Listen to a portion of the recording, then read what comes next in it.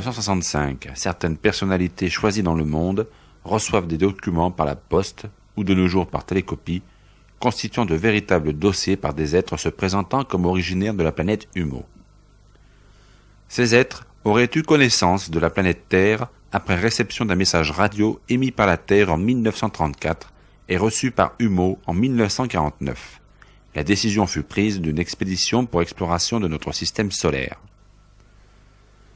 C'est la filière espagnole, révélée par l'écrivain Antonio Ribera, qui attira la curiosité des chercheurs français. En effet, un des dossiers décrit en 50 pages l'arrivée sur Terre près de Digne, plus précisément à la Javie, sur la crête de la montagne de la Blache. Les Humites se seraient installés dans la nuit du 28 au 29 mars 1950 en 2 heures dans une grotte d'accès difficile. 6 membres d'équipage restant sur place. Vous voyez cette grotte là-haut? Eh bien, là, on dit que autrefois, mais en fait, il y avait des réunions d'esprits extraterrestres. Alors, il m'a fait remarquer, il fallait les jumelles pour les observer, c'était un peu loin, séparés par un vallon. Et alors, il m'a dit, d'accès, c'est un accès très difficile.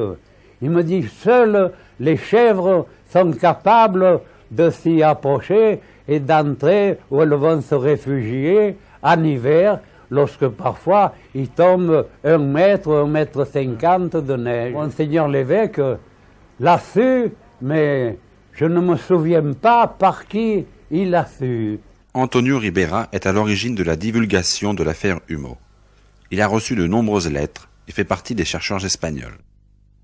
Oui, c'est une planète type Terre avec un seul continent et un immense océan qui l'entoure. La diversité biologique n'est pas tellement importante comme en Terre. Les espèces vivantes sont moindres, il y a moins d'espèces vivantes.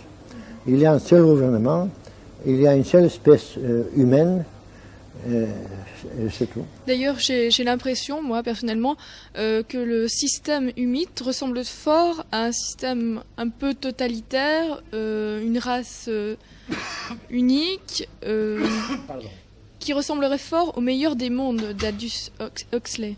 Bon, il fait penser un peu à Brave New World, c'est-à-dire le meilleur des mondes d'Aldous Huxley. Vous connaissez ce livre, sans doute. Tout est réglé, les gens travaillent très peu, l'État s'occupe de tout. Évidemment, c'est un monde totalitaire où l'individu compte peu. D'ailleurs, il rassemble aussi the American way of life, parce que les familles, le noyau principal, c'est la famille, comme en Amérique. Il raconte des blagues pendant qu'il mange, etc., dans un ambiance distendu, etc. Il semble même que les femmes aient une autorité particulière sur la planète Humo. Je n'ai pas bien compris. Il semble même que les femmes aient une autorité particulière sur la planète Humo. Oui, il n'y a pas de différence entre les sexes, c'est-à-dire les femmes ont l'égalité des droits que les hommes.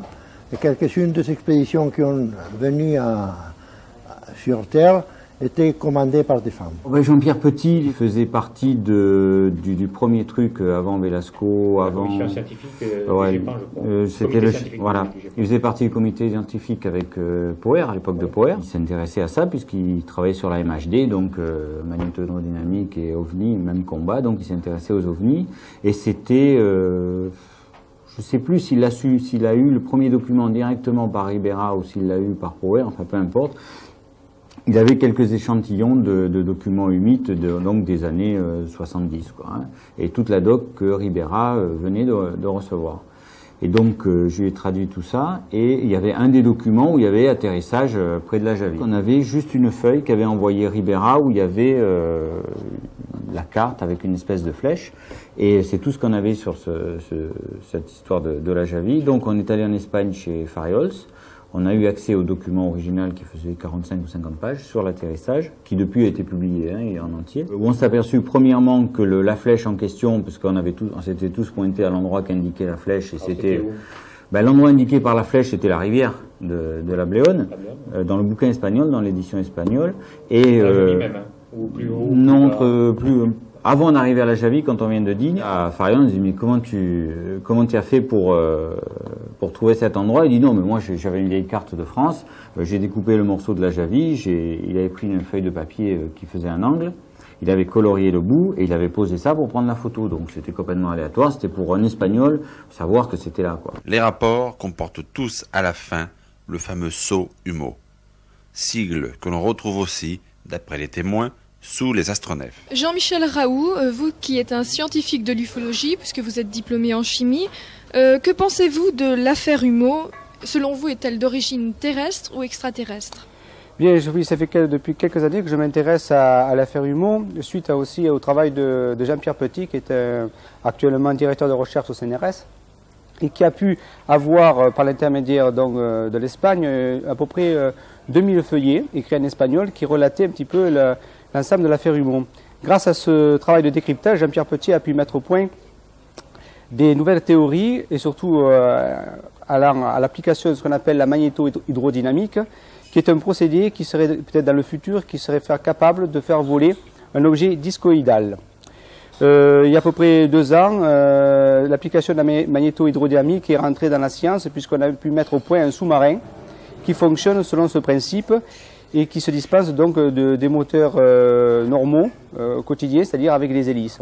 La magnéto-hydrodynamique est une nouvelle science qui permet d'allier les forces magnétiques et électriques pour faire des propulsions, soit au niveau de l'atmosphère, soit au niveau des mers et des océans. Alors justement, selon Jean-Pierre Petit, la magnéto-hydrodynamique aurait été révélée par les humites avant qu'elle ne soit exploitée par les scientifiques terrestres, en fait. Tout à fait. Il a tiré son travail de ses feuillets, il le dit lui-même. Il a vérifié les équations, il a fait des modèles théoriques, il a fait même des maquettes et qui fonctionnent et qui sont entrés dans le domaine des possibilités actuelles de la science. Alors, quelle serait la technique de voyage dans l'espace, en fait, qu'auraient utilisé les humites pour venir jusqu'à nous? Alors, la technique du voyage dans l'espace, il y en a 2. Il y a d'abord la technique du voyage dans l'atmosphère et dans l'approche atmosphère, c'est-à-dire dans un système solaire comme le nôtre, qui pourrait utiliser dans la magnéto-hydrodynamique. Mais il s'avère à l'usage que la magnéto-hydrodynamique n'est pas une méthode apte à permettre des voyages de très longs voyages entre les différents systèmes stellaires et même entre les galaxies. Pour cela, les humites donnent de nouvelles informations. Ils utilisent ce qu'on appellerait, ce que les auteurs de science-fiction ont appelé l'hyperespace, mais eux, ils appellent ça un autre cadre tridimensionnel. C'est-à-dire qu'ils utilisent l'inversion des particules nucléaires pour changer le système de coordonnées. Un petit peu ce qu'Einstein appelait le référentiel espace-temps. Grâce à cette inversion de particules, ils peuvent changer d'espace et rentrer dans un autre cadre tridimensionnel dans lequel la vitesse de la lumière, c, qui selon la théorie de la relativité est une limite, ne deviendrait plus une limite. Et grâce à cet espace, ils accéderaient à des vitesses beaucoup plus grandes, ce qui rendrait possible les voyages entre les différents systèmes stellaires, tels que la Terre et l'étoile Wolf 424, dont les humides seraient origine, et qui est éloigné de la Terre d'à peu près 15 années-lumière. C'est-à-dire que même en voyageant à la vitesse de la lumière, un vaisseau humide mettrait 15 plus 15, 30 ans en faisant l'aller-retour, ce qui est très long pour de petits vaisseaux. En plus, à ce niveau-là, il faut voir que je pense que les voyages intersystèmes ou intragalactiques et extragalactiques ne peuvent pas se faire avec de petits vaisseaux, de petites dimensions. Pour cela, il va falloir utiliser des vaisseaux de beaucoup plus grande dimension, ce qu'en ufologie on appelle des motherships, des vaisseaux mères, dans lesquels les petits vaisseaux viendraient s'encastrer et dans lequel l'équipage aurait une plus grande place. Une plus grande place pour pouvoir vivre selon des trajets quand même assez longs. Oui, dans les textes humites, ils font référence à deux univers jumeaux en fait. En tant que scientifique, c'est possible, c'est acceptable? Actuellement, je suis en train d'étudier ce système-là. En mathématiques supérieures, dans les mathématiques de recherche, les mathématiciens sont habitués à jongler avec des univers jusqu'à 20 dimensions. Actuellement, dans la mécanique quantique et dans la recherche des particules nucléaires, pour trouver ce qu'Einstein a essayé de mettre au point, c'est-à-dire la grande théorie d'unification des particules, qui unifierait les 4 grandes forces de l'univers, la force de gravitation, la force électronucléaire faible et la force nucléaire forte et l'électrodynamisme, l'électromagnétique, il faut, pour arriver à unifier ces formes, ces forces, à peu près 11 dimensions. 3 nous sont directement accessibles, on les connaît, c'est la hauteur, la largeur et la profondeur. Mais pour obtenir l'unification de ces formes, il faut faire appel donc à 8 autres dimensions qui nous sont actuellement cachées.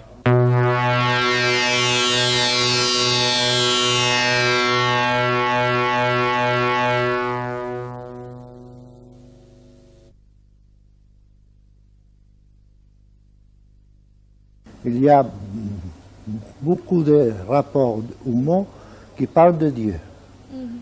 Dieu qui s'appelle Boa. Il y a beaucoup de rapports humains qui parlent de l'âme collective, de Boa Boae. Alors, ça ne colle pas avec la dialectique marxiste, Oui. évidemment. Pourriez-vous nous parler de cette conception du Dieu chez les Humites pardon. Bon, Dieu, selon les Sumites, leur Dieu ne peut pas se comparer à Jéhovah, par exemple, à Allah, à Brahma, à le Dieu terrien. Il est surtout information. Dieu possède toute l'information de l'univers. Et pensez que l'univers est formé un nombre infini d'univers jumeaux, selon le Summite. Alors, ça signifie que Dieu, c'est une source d'information immense.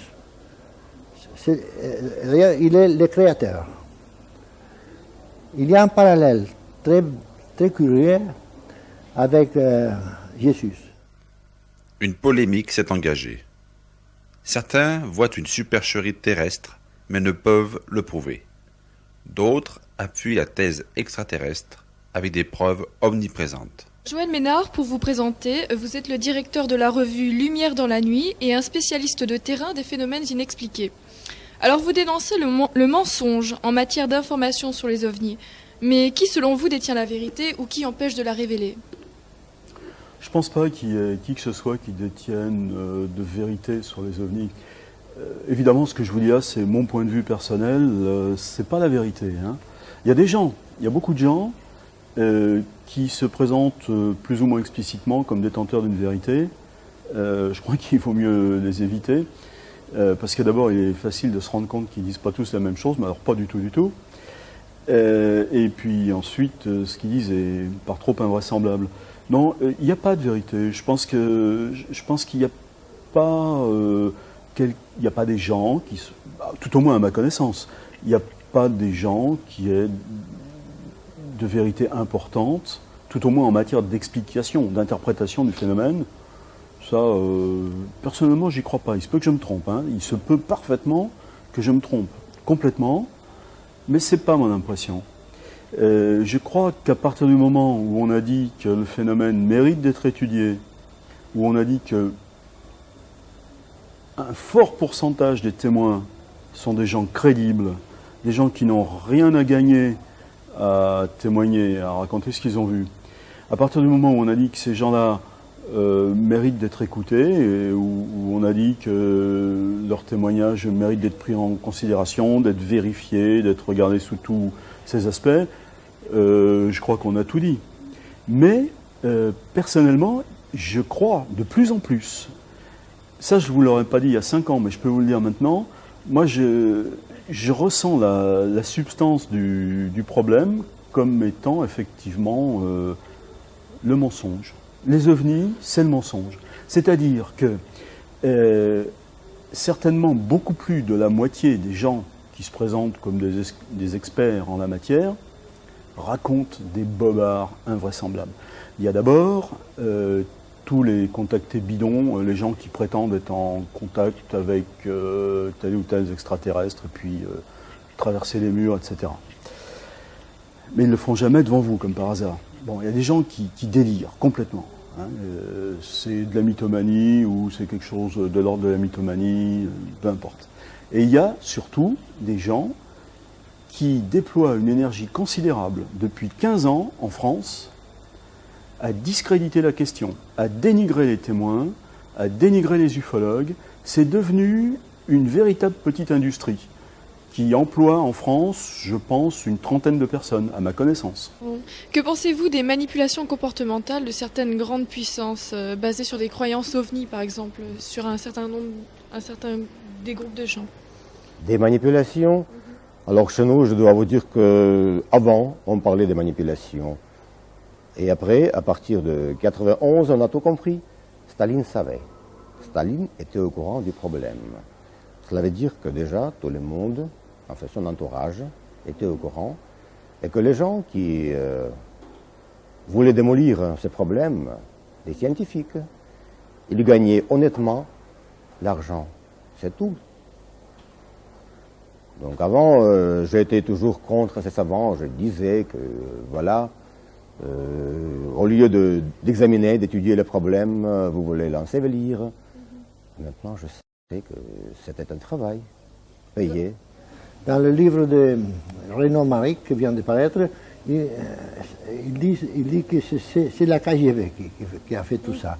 Mais je ne partage pas cette vue. Renaud Maric, dans la revue Phénoména, il a présenté 6 points avec lesquels il voulait prouver la présence du KGB dans cette affaire. Et moi, je présente 6 points sans logique. Je prends chaque point et je l'analyse. Et tout de suite, vous allez voir que c'est tout à fait dépourvu de logique, pas de sens. Ce qui manque à Renaud Maric, c'est un peu d'érudition. Il faut lire. La lecture, ça donne du bien quand même, vous savez, de temps en temps. Bon. Alors, il doit lire plus que ça. Et il raconte des choses vraiment terribles. Il croit que tous les gens qui étaient, tous les noms qui étaient présents sur une des lettres humides, il avait un trait commun. Il pense que ces gens étaient tous prix Nobel. Or, il se trompe, il faut lire, c'est pas difficile, vous achetez un quid et tout de suite c'est clair. Donc non, les documents scientifiques ne sont pas d'un niveau... absolument, non, absolument, absolument. Et vous le voyez d'ailleurs à l'œil nu. Maintenant, on peut accuser tout le monde de préparer le communisme sur la planète. Mais si vous allez continuer dans ce sens, un jour vous allez arriver à la conclusion que même Tommaso Campanella travaillait pour le KGB, préparait l'Occident à l'affaire Humo, avec sa cité du Soleil, qui préconisait un système communiste. C'est stupide quand même. Maintenant, si on parle de ce dernier livre par Jean-Claude Bourret et par Velasco, d'ailleurs ce qui m'a étonné, Jean-Claude Bourret était un grand et Velasco un tout petit, un tout petit. Pourquoi ça? Tout d'abord, Jean-Claude Bourret, il n'a jamais enquêté sur ce problème, sérieusement quand même. Il a reçu beaucoup de matériel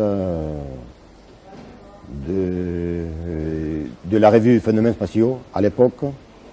Il a utilisé tout ça sans donner aucune référence. C'était comme ça malheureusement. Eh bien alors maintenant je pense que c'est un livre à l'aide duquel on voudrait ralentir l'exigence des gens de parler plus ouvertement sur le problème qui les intéresse, en l'occurrence le problème des ovnis. Comme ça, c'est un livre qui est astucieux, ça donne l'impression qu'on parle sérieusement de ce problème, mais on évite les hypothèses, aucune hypothèse de travail. D'où ça vient? Qu'est-ce que cela représente? On ne sait rien. Mais comme quoi, restez tranquille, dormez bien, et on travaille, la science progresse. Je ne me suis que très peu intéressé à l'affaire Humo. Et quand vous dites que cette affaire repose sur des éléments d'ordre scientifique, j'espère que vous avez raison, mais moi personnellement, j'en suis pas tout à fait certain. Peut-être est-ce parce que je ne me suis pas intéressé de près à cette affaire. Mais vous savez, je crois que quand on fait de l'ufologie, il ne faut pas parler de science. Si vraiment on est très amoureux de la science, ben on fait de la science. Hein? La plupart des gens qui parlent de science à propos de l'ufologie, quand vous leur mettez un bouquin de maths de 4e sous le nez, ils partent en courant. Hein. La science, c'est devenu un alibi. Hein. Il y a des tas de gens qui emploient ce mot-là à toutes les sauces, qui prétendent avoir une démarche scientifique, etc. Ceux que je connais sont parmi les plus grands menteurs. Il me semble que la recherche en ufologie n'a pas un caractère scientifique et dans l'état actuel de la situation ne peut pas en avoir un. Donc si on veut faire de l'ufologie, on fait de l'ufologie. Si on veut faire de la science, on fait de la science, c'est très bien aussi. On peut même faire les deux. Mais ce sont deux domaines qui se recouvrent très peu. À part l'analyse de traces ou de résidus matériels, quand par bonheur il s'en trouve, et c'est pas fréquent, à part également le traitement statistique des données, j'avoue personnellement pas très bien comprendre ce que la science peut venir faire en ufologie. Ça me paraît extrêmement suspect. Je pense que beaucoup d'âneries ont été écrites à ce sujet. Il me semble qu'il y a des gens qui en profitent. Je n'accuse pas le moins du monde le chercheur espagnol que vous venez de mentionner, hein, parce que je ne le connais que très peu, oui. C'est pas du tout à lui que je pense en disant ça. Mais il me semble que les âneries volent bas. Quand j'entends dire, par exemple, que l'affaire Houmeau se réduirait à l'origine à un montage du KGB, j'avoue pas très bien comprendre.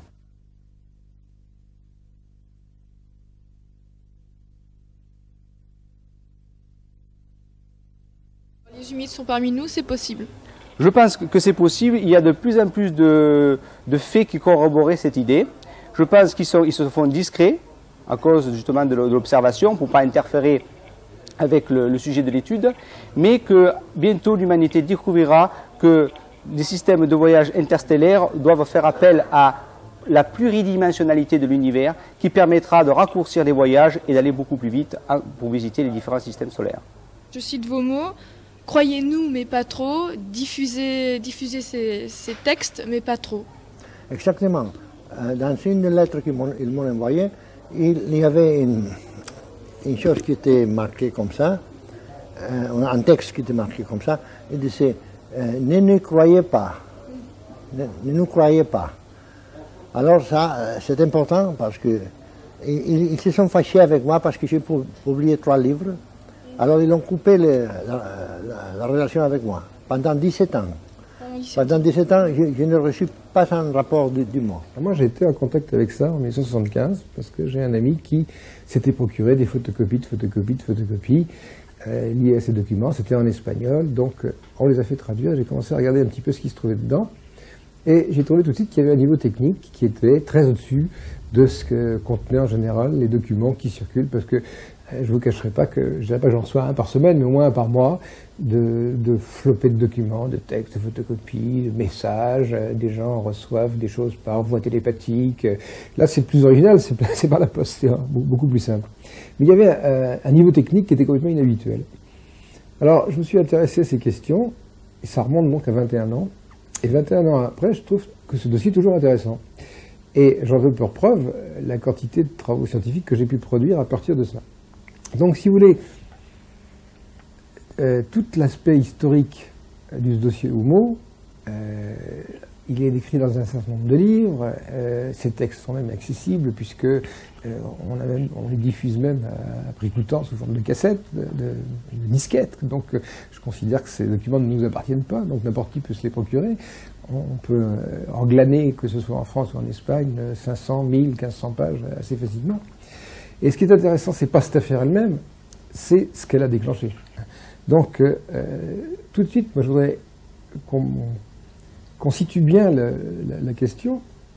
Le problème n'est pas de savoir s'il s'agit de textes qui proviennent effectivement d'extraterrestres, mais d'analyser le type de réflexion que ça a pu susciter, parce que finalement, en replaçant tout ça dans le contexte OVNI, on est confronté à un problème qui soulève un certain nombre de questions. La première, on a des gens qui disent « j'ai vu passer un objet lumineux qui allait très vite, il était derrière le clocher, devant la montagne, et il est passé comme ça ». Alors quand on va voir ces gens-là, vous dites qu'il a fait tel trajet en tant de temps. Alors dans le calcul, on s'aperçoit que ça doit faire au moins 2, 3 ou 4 000 km/h. Et vous avez entendu un bruit? Non, j'ai pas entendu de bruit. Donc première question pour un scientifique, un objet matériel peut-il se déplacer dans l'air dense à vitesse supersonique sans faire de bruit, hein. Alors, il y a 20 ou 25 ans, la réponse classique du scientifique, c'était non. Ça devrait faire une onde de choc absolument considérable. Et actuellement, il n'y a pratiquement plus d'avions qui cassent des vitres en faisant des ondes de choc. On avait ça il y a 10 ou 20 ans parce que les règlements étaient moins sévères, mais maintenant, les gens font un petit peu attention. On entend assez rarement le bang supersonique. Et si on l'entend, il s'agit d'engins qui passent le mur du son à 3 à 4 000 mètres d'altitude. Vous n'avez plus ce genre de zigoto qui se promenait au ras des toits et qui cassait toutes les vitres d'un village. Or, si vous aviez un engin qui se promène à Mach 2 ou Mach 3 au ras du sol, mais c'est pas les vitres qui casseraient, il effondrerait les toitures. Un peu comme un navire qui créerait une vague d'étrave, qui créerait de gros dégâts dans un port. Donc on a ce problème scientifique. Un scientifique, c'est comme un juge d'instruction, hein. Il est confronté à une affaire. Il n'y a pas de corps. C'est un peu la particularité du sujet OVNI, c'est que c'est une sorte d'enquête policière où on n'a pas de cadavre. On ne sait même pas s'il y a eu un meurtre. Bon, donc alors qu'est-ce qu'on peut faire? Il y a simplement des récits de témoins disant j'ai vu ci, j'ai vu ça. Alors les scientifiques, ils avaient comme un juge d'instruction, il ne peut pas répondre c'est vrai, c'est faux, vous dites vrai ou dites faux. On peut effectivement analyser le profil psychologique du témoin pour savoir s'il a des antécédents psychiatriques, etc. Et puis en plus, quand il raconte quelque chose, le scientifique, lui, il est quand même tenu de se poser la question, est-ce que c'est faisable ou est-ce que c'est pas faisable? Donc déjà, pour ce premier point, il y a ce problème du déplacement supersonique à très grande vitesse. Est-ce que c'est faisable ou est-ce que c'est pas faisable? Donc ça, on va en parler tout à l'heure, je vais vous donner quelques éclaircissements là-dessus. La réponse scientifique actuelle, c'est oui, c'est faisable, avec ce qu'on appelle la MHD. Ensuite, la deuxième question, des gens parlent d'observation d'OVNI, disent avoir vu des objets rapides qui passaient sans faire de bande. Alors d'où ça vient? Est-ce qu'on est capable, de nos jours, de faire des choses comme ça? Alors, vous entendrez sans doute dans la presse parler d'avions furtifs, des choses de ce genre. Bon, on est en 1996 aujourd'hui. Ce phénomène-là, il date pas d'hier, il date de 1947. Or, les avions furtifs, en 1947, je les vois très mal dans l'espace et dans le temps. On ne savait pas faire grand-chose à l'époque.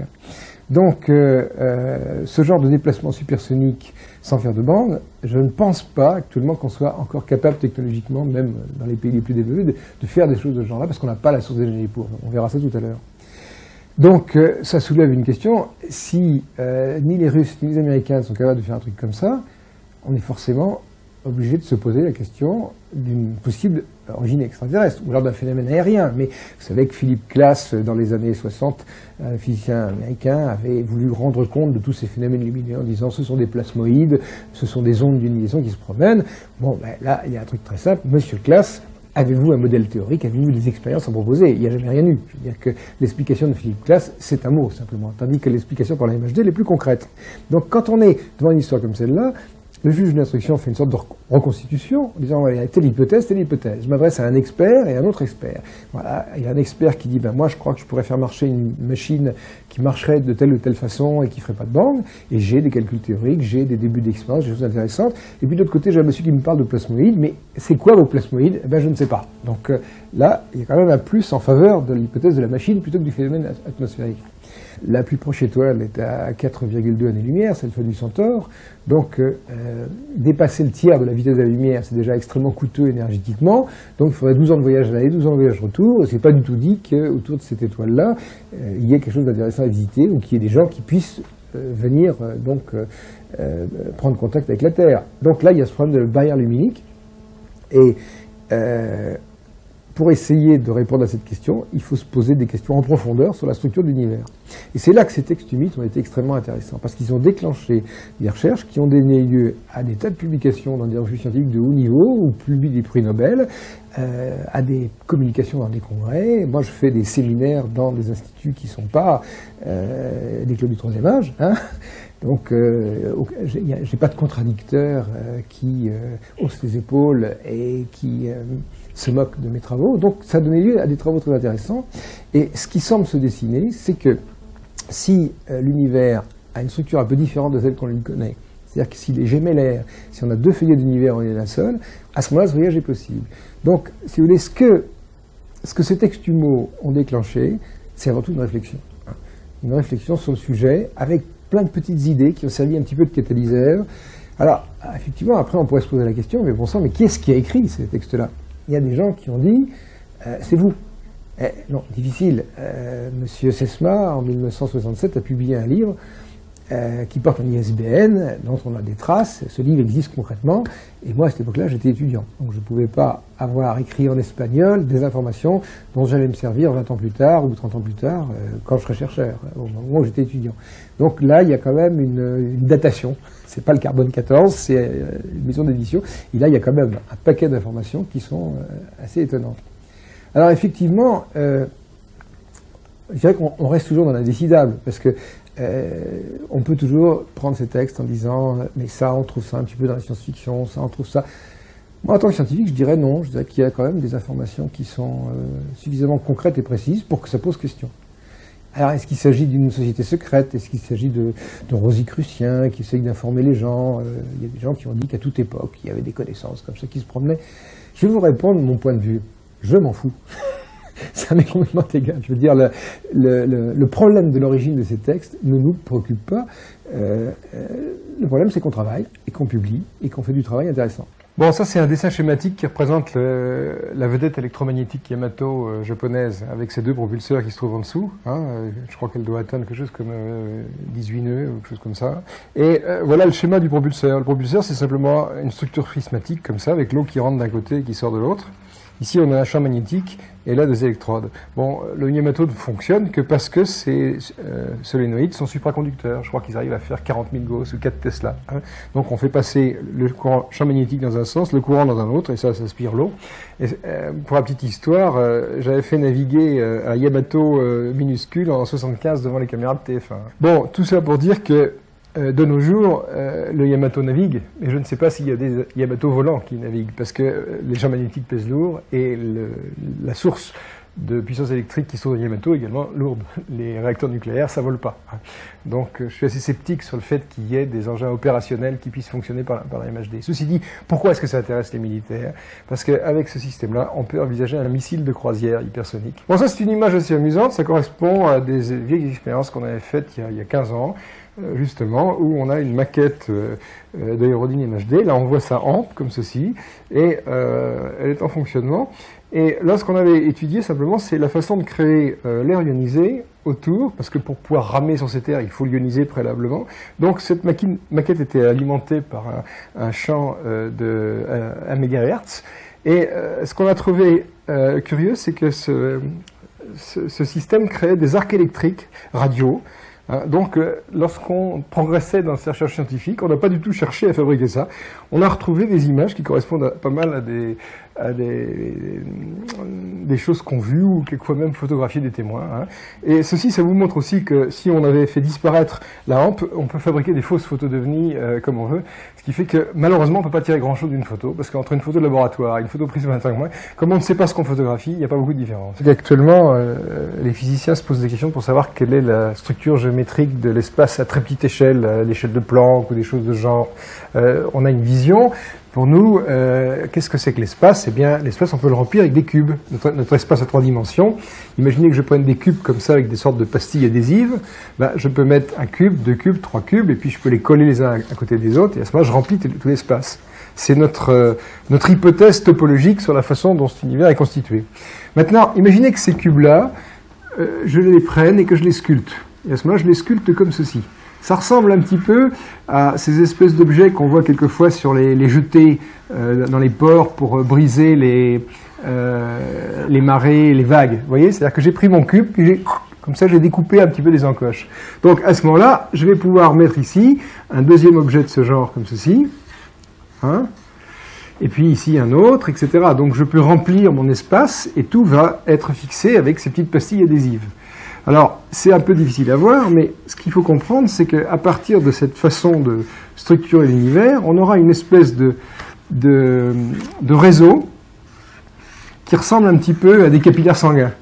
Et on peut circuler dans les trous. C'est une espèce, c'est pire qu'un gruyère, quoi, disons ça, la symétrie du cube, une chose comme ça. Alors, là où c'est intéressant, c'est que quand je prends cette espèce de structure élémentaire qui est cruciforme, c'est-à-dire que là, c'est un petit peu comme un tuyau de chauffage central pour un fumiste fou, et il aurait un tuyau avec 6 entrées de les côtés. Eh bien, si je considère l'espace rempli avec ce genre de choses, eh bien, le complémentaire a exactement la même forme. C'est-à-dire que ici, l'espace vide, il se construit de la même façon. Donc ça vous donne une idée de ces deux espaces imbriqués totalement l'un à l'autre au niveau microscopique. Et je ne suis pas le seul à avoir ces idées-là. Il y a des gens comme Schwartz ou comme Abdus Salam, le prix Nobel, tous ces gens qui travaillent sur les supercordes, eux, ils appellent ça le shadow universe, la shadow matter. La shadow matter, c'est une sorte de matière ombre qui se trouvait complètement imbriquée dans la nôtre. Et une bonne façon de comprendre cette non-rencontre, c'est d'imaginer ces deux réseaux de tunnels de taupe qui sont complètement imbriqués. Alors effectivement, si vous baladez dans un réseau, vous ne pouvez pas voir l'autre. Et notre espace dans lequel nous vivons, dans cette optique-là, il est construit de cette façon-là. Donc les deux univers jumeaux, quand les gens demandent où se trouve l'univers gémellaire, ben, il est là où vous êtes. On revient à la généralité du phénomène OVNI. Alors d'abord, lorsqu'on envisage ce sujet OVNI, on est obligé de faire une accolade. Hein.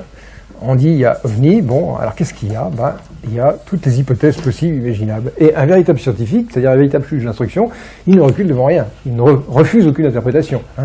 Alors il y a hallucination collective, il y a phénomène météorologique inconnu, hein, il y a manifestation d'entités venant de la 56e dimension, comme Jacques Vallée, mais enfin pourquoi pas. Et puis il y a après, carrément l'hypothèse extraterrestre, il y a, je ne sais pas, pourquoi pas des hypothèses paranormales, des esprits, des anges, j'en sais rien. On peut exclure quoi que... Mais là, nous, on a exploré celle-là, c'est tout. Et on a exploré celle-là, et ça nous met très loin. Alors, si on me demande après, moi, à quoi je crois, je répondrai, un scientifique, il n'a pas de croyance. Le verbe croire n'appartient pas au vocabulaire du scientifique. Si on me demande, pensez-vous qu'il s'agisse d'entités en provenance d'un monde métaphysique, je répondrai, écoutez, je ne suis pas métaphysicien, je ne peux pas vous répondre, je suis désolé. Hein. Maintenant, pensez-vous que ça puisse être des machines volantes et que ça puisse venir d'autres planètes? Ben, en fonction des 20 ans de travail qu'on a effectué, vis-à-vis du déplacement intra-atmosphérique, vis-à-vis de la cosmologie, c'est non impossible. En conclusion, l'affaire Humeau dérange certains scientifiques obtus. Les politiques, eux, préfèrent garder le silence ou faire de la désinformation.